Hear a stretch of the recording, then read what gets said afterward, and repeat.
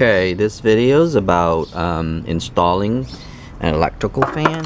If you noticed, I have one over here and one up a little bit, so there one up top and then there's one on the bottom here. That is just to cool the top and then cool on the bottom, because I got one that is actually 10 inches, I believe, and then I bracketed. If you look right here, there's actually a metal bracket screwed onto this here so it won't fall off. You don't have to go to that extreme, but I did it because I didn't want it to do it again. And basically they're both wired together, positive, negative, and I just zip tie this to make it nice and neat. The positive wire go to here, and then I have put a fuse inside right here. That connect to a fuse, and that's just a 30 amp fuse. That's the positive, and then the wire would go through there and come out to here. Now I got this electronic kit, I believe it's $4 total. I have one here as well. It's still in the package just in case that failed. And then the temperature probe would come out to here, and if you noticed, it's actually, I don't know if you can see, but it's right up here. That's the temperature probe right there. Normally if you have an older radiator, then you want to put it about a few inches lower. So normally you would just insert it right around here, because that's like about 4 or 5 inches lower. That's to detect the temperature of this, but since this is new, I did it in a way that it will detect the temperature here. Also too, if you have a slot in this engine here, there's actually 2 slots. There's one actually over there and one over here. If it's not taken, you can actually use those type, but there's like a snap disc type that you can insert that in and it pops in. It's like a snap disc design, and it's designed to snap in and out accordingly. So that's how that works. So if you have one of those, you can do that. Sorry, just trying to adjust something here that I see, because this gets really hot and I don't want it to get to the wire here. Anyway, so that's the heater core, by the way. So you would take advantage of that slot, and you can get it's like an on and off switch that to get to a certain point. Like, see how this is the out of the radiator. So once it reaches a certain temperature, it'll turn that on, and then it'll turn your fan on if you want to go through that route. That's pretty much a safer route. I would prefer that way, but since I don't have that, it costs me more, so I figured I'd go through this route, which is put the temperature probe right onto the radiator itself. Because as you know, once this gets hot, you would automatically get it anyway.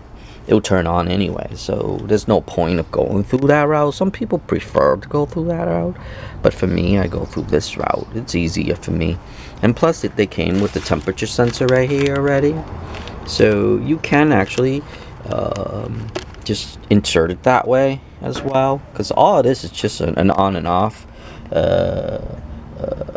switch really.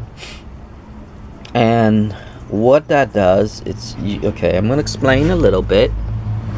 Now your ground wire goes to here, that's your power, and that's your 12 volt. But in my case, I had to tap into here, and I'm gonna show you my fuse box. And the fuse box, if you look at right there, see, I just insert that right there in. You would have get your meter and turn on the key, your ignition key, not turn on the car, but just on, just power. Then you know which side you can insert your wire in. In my case, I just made a small little connector. I don't know if I'll be able to. Well, it's a flat connector. I flatten the wire and then I press it in there. So you find something flat that will fit inside the slot right here, and then you could just insert that in if you want to go that route. That's what I did. And then you will look onto here, and then where it says number 10, and if you look at on here, number 10, let me get to the, it'll be easier to see here. If you look at the number 10, that's your ECM. Number 9, that's your, this is number 7 is your power, defrost.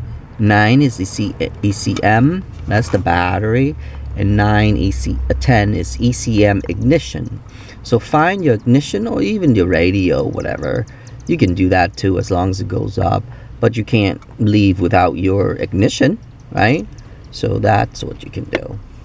So find your ignition fuse and then tap into that. That's how I did it in my case. Now actually, I can take this fuse out for you so you can see. I found the, see that? What I did was I put it onto here. See that? I cut a piece of metal to big that size to fit. I believe that's from a can. And I just put that around it and I put it into here, so it fits in there. So I actually cut that piece of metal from a can and did my own connector, and then you just insert your fuse in. That's it. So that's how easy it is. It's really easy. And then once you insert your key, you know right away that that would work, your ECM would work. So that's another thing. So now I'll go back and explain a little bit more how it's set up on the other part of this thing here, in case people wants to do what I did. And it costs cheap too. I mean, my whole point is to save money. Anyway, so your ground would go to here, your positive to go to here, your regular positive, but that's the wire that goes to the ECM. So if you follow that, see, that's the wire right here, and it goes straight into my firewall over there and then go to that right there. Now this says KO0 and KO1. Well, all this is just connect this and this together. So as you already know, the positive is always on. I use this as a negative instead. So one wire, the negative from the fan would go to here, and the other negative go back to the fan itself. So this side here connect to here. You see that? Because this body is negative. So I connect it to there, and then it comes up to here, and then the other one, see where it has the, I put the silver here. That silver is actually connected to the fan, so I know which one is going to the fan and which one is going to my body, the negative of the body, because remember the positive is always on.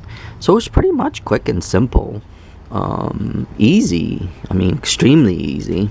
And I'm gonna put the camera down and I'm gonna show you how to set that up as well. Okay, so hang on 1 second.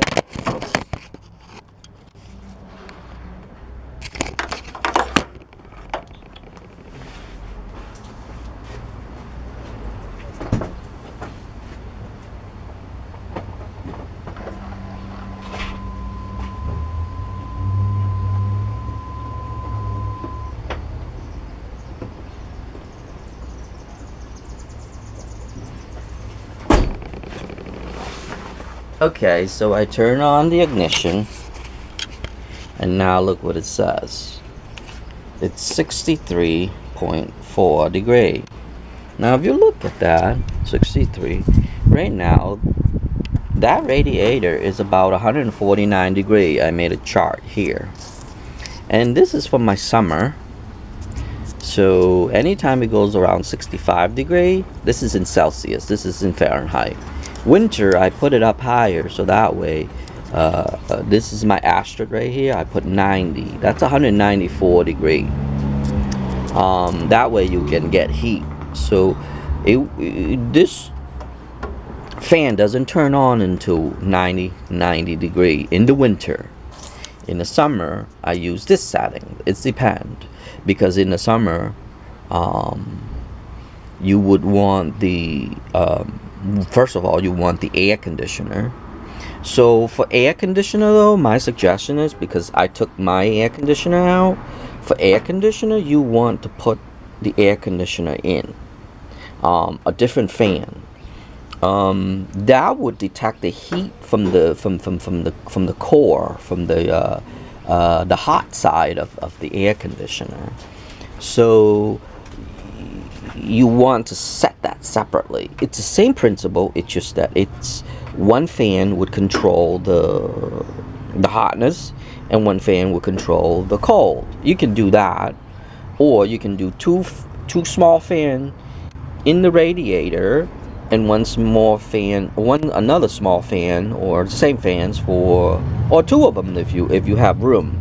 So you have to configure out your room first, because in this case you're gonna have a small little fan. If I had the air conditioner in here, I would have to get a small fan. In my case, I took the air conditioner out because I always hated that stupid thing, because there's always wires all over the place over here, and I don't have enough room, blah blah blah blah blah. So I always hate it. So we ride without air conditioner. Who cares? Anyway, now to set this up, it's pretty easy. You press this here, and you see how it blinks.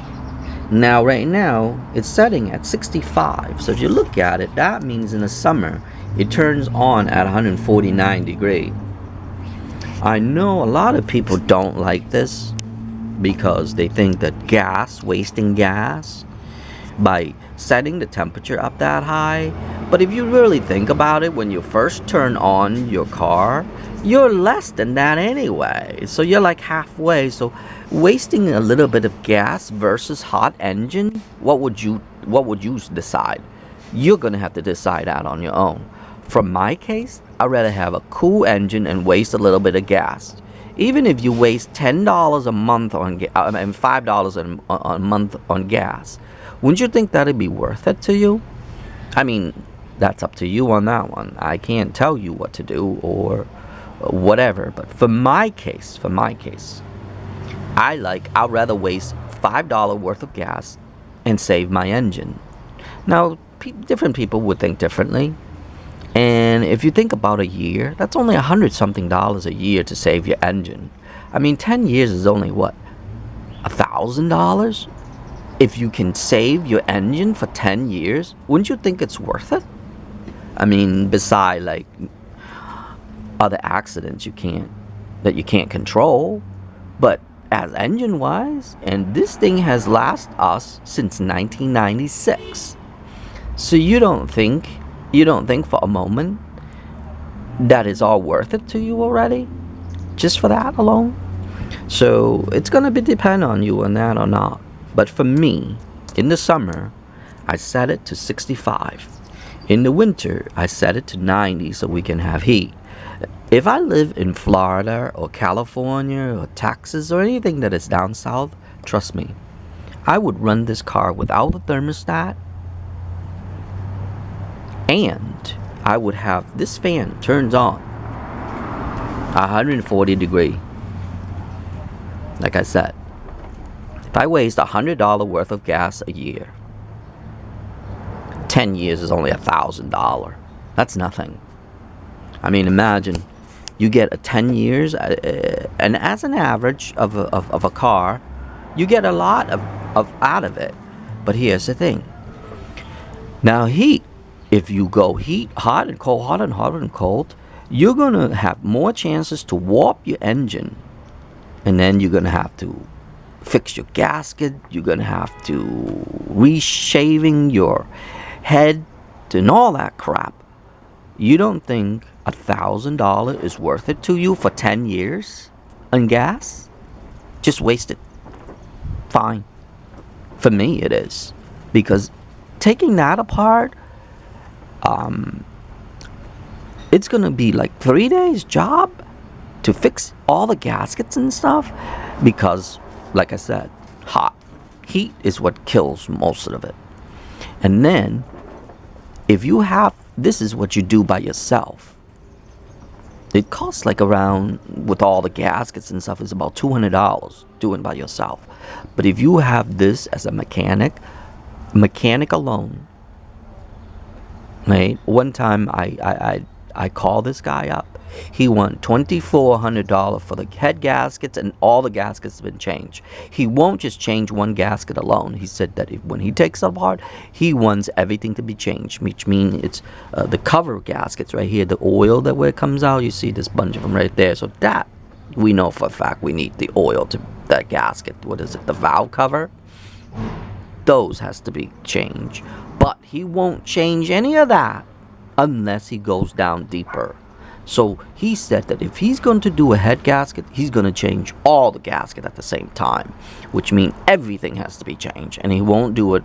He said that he's done it quite a few people, and they said that this is happening afterward, blah blah blah, because he refused to do other people refused to do other jobs. So now he just said, you know what, if I'm going to take the engine apart, I'm going to replace everything. And that's his price. So $2,400 for all the gaskets here. Just the engine alone. Nothing else. Okay? You don't think that's worth it. My point of view, it is worth it for the gas wise. So I'm going to waste for 10 years. And hopefully this car will last us another 10 years. I'm going to waste the next 10 years for only $1,000. You don't think that's worth it? In my opinion, it does. In your opinion, you might not think it's worth it. But for me, it does. So if I live in California, trust me, my thermostat would be out. Never have to worry about the thermostat again. 2, I will run this at around 60, which means 140 degrees. Now, let's get back to setting. Setting is pretty easy. As you notice, I just put 2 screws here to hold this, because sometimes I have to take this out to change the filter, so it's actually move back and forth if I wanted to, but I usually take the screw out if I had to get into here. But anyway, you press onto this here, the first button, and then this button goes down, this button goes up. So set to whatever temperature you want and press that button again, and you're back to where it is. Easy, simple, and quick. So let's say in the winter I want it to 90. Press that one time and then just hold it until it gets to 90. Let's say you got to 90. Press it again. Now in the winter it won't get to 90. In the summer we want 65. So I'm going down to 65. Now 65. You see that? Now stop blinking, click that, and you're done. So anytime this gets to 65 degrees, which is in Celsius here, which is 149 degrees, this fan kicks in. And that's how I program this. But like I said, in the summer alone, or if you live in California, Florida, or anything like that, you would want to set it low because you don't need heat.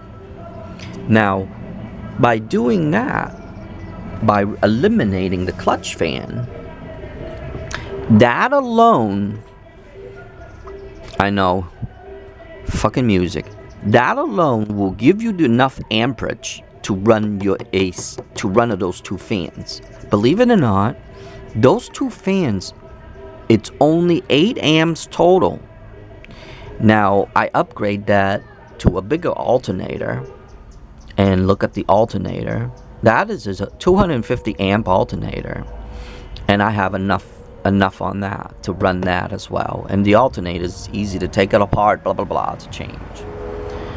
So I hope you learned something from this here, because my batteries is screaming at me. But that's pretty much how easy it is to set up. Basically, oh, another thing, you want to use a bigger gauge wire I would suggest 10 gauge wire. But that's my tip right there. You can go with 12, but I would suggest 10 gauge.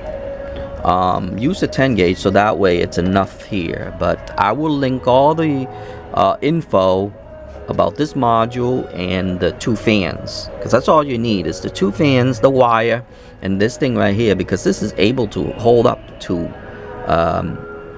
15 amps at 12 volt. So you got enough amperage to run those 2 fan right there, because like I said, the 2 fans is only rated at 8 amps. So you can tell right there, just one module alone. But anyway, I hope this is helpful to you or anyone who finds this, but it's pretty easy. I'm also going to put a diagram. I'm going to draw a diagram out at the end of the video, and I'll just link to this video here, so that way in case you decided to do this, you can just follow the diagram and do the same thing, and you can save a lot of your battery. And then, like I said on my other video, the cranking amps and everything, because I always hated the clutch fan, so I'm glad I took this apart. The clutch fans it takes a lot of rotation, believe it or not, and it's always rotating when the engine's on. So that's my take on that one. But if you decided to go this route and try to do the electronic, I hope that you consider it, because it actually helps a lot. And like I said, it actually helps, especially in the summer and winter. You can control all that without that stupid fan turning on 24/7. Not 24/7, 24/7, but anytime the engine is on. The clutch fan, I mean, that stupid fan I always hate. But anyway, if you decide to do this, I hope this video is helpful to you.